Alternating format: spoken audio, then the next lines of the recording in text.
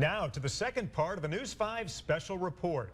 Why is the Loop called the Loop? And did you know that panoramic pictures were popular long before there were cell phones? Tonight, John Nodar is talking trolleys, trick photography, and awesome hats in the second part of his three-part series, Back in the Day. This time we focus on the early 1900s to the time just before World War II. Mobile's first trolley cars were pulled by mules, but electric trolleys debuted earlier than you might think when the Mobile Light and Railroad Company began service in 1892. By 1911, there were 50 miles of track, including one loop at the edge of town, now known as the Loop. So I was poking around in some businesses at the Loop asking about the trolley, and that is where I came upon the delightful Catherine Singer. Catherine, thank you so much for being here. You're so welcome. Folks call you Miss Kathy, may I? They do, yes, please do. All right, so what was it like to ride the Government Street trolley? It was fun. We just loved to ride. And as the conductor would pick up speed, the trolley would sway, and we had to hold on, and we thought that was so exciting.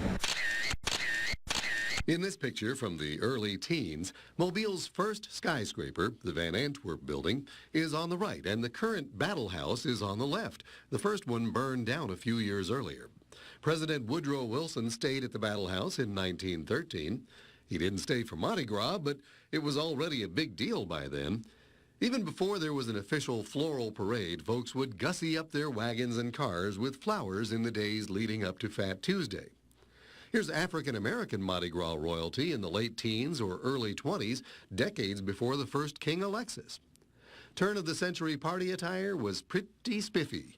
You don't see a lot of mantillas nowadays. We don't know a great deal about it except that the last names of these young women were Tackon and Glennon, but they're absolutely beautiful dresses, and it's a very beautiful image. Carol Ellis has been shepherding our journey through the University of South Alabama's McCall Library photo archives. We may have seen the photograph 1,000 times, but the 1,001st time we may see something in that photograph that we didn't know that was there before. Like this panoramic photograph. They were popular in the 30s and 40s.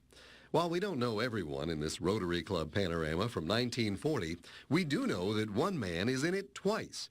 As the camera panned by, he ran from one end to the other. Here he is, and here he is again. And you can see he has a little grin on his face where he thinks he's really pulled something off. And as Carol says, you'll always find new surprises in these photographs. He does look a little smug, doesn't he? John Nodar, News 5. Our thanks to Cotton City Antique Mall at the Loop for all of their help. Tomorrow, John will look back at how Mobile built the ships that would help win World War II and how doing so changed Mobile forever. Coming up